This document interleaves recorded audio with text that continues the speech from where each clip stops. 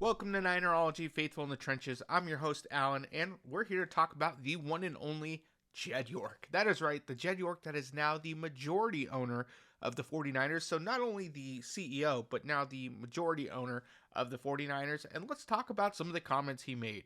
At the owners' meeting this week, many of the owners, general managers have had media time, especially head coaches as well.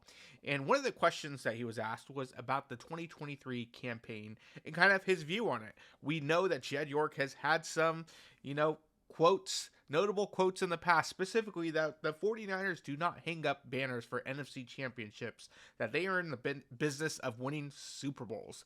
And that paved the way eventually for him to let go or mutually part ways with Jim Harbaugh several years ago, over 10 years ago.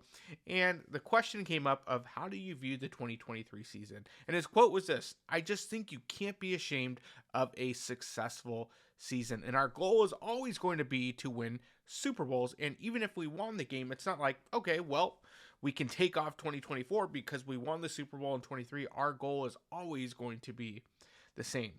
Now, it's a much big change considering of the letting go of Jim Harbaugh. And the question is this a good thing or a bad thing?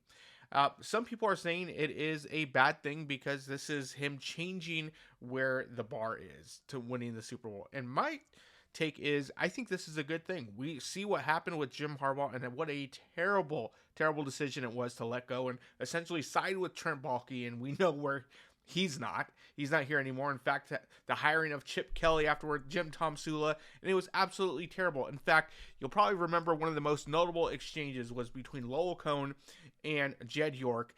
And it was just one of those conversations that came up where it wasn't pretty for Jed York. In fact, this is what he said. This is where Lowell Cole said, "Say something." And Jed responds with, "Look, nothing I'm going to say is going to be a satisfactory answer. We need to make sure that our success speaks for itself.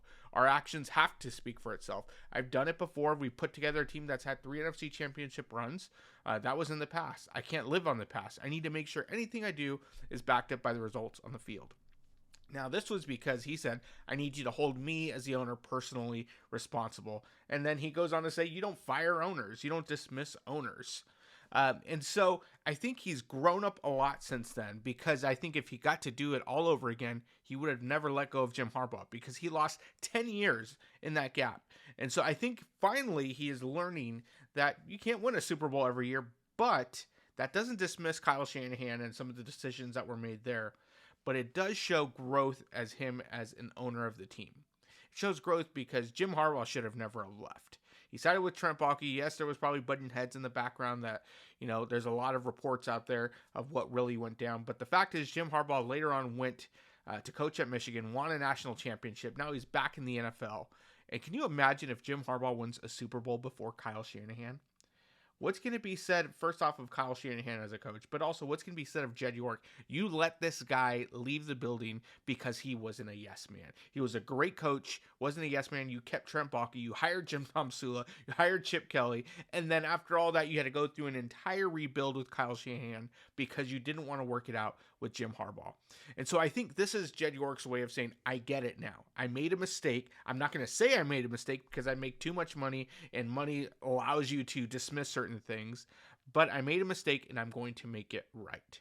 And by making it right, I mean that when this happens again, we make 3 straight NFC championships, we lose 2 Super Bowls with the same coach, we're not going to just dismiss them.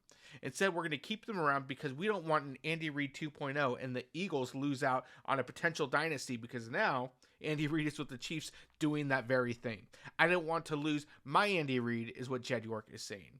And so I'm going to stick it out and see what Kyle Shanahan can do. And I think that shows huge growth and maturation from Jed York. Again, that doesn't dismiss what he did with Jim Harbaugh. Props to Lowell Cohn and his reporting back then and putting Jed York on the spot. And that's where we got those nice little blunders. But I also think Jed York is showing now some maturation.